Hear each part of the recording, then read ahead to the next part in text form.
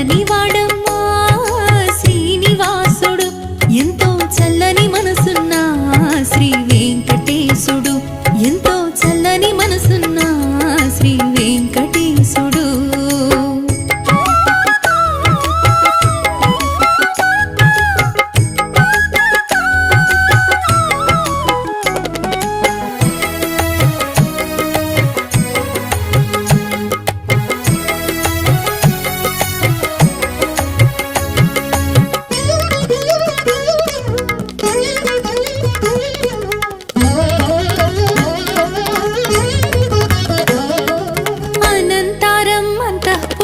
చేసుకున్న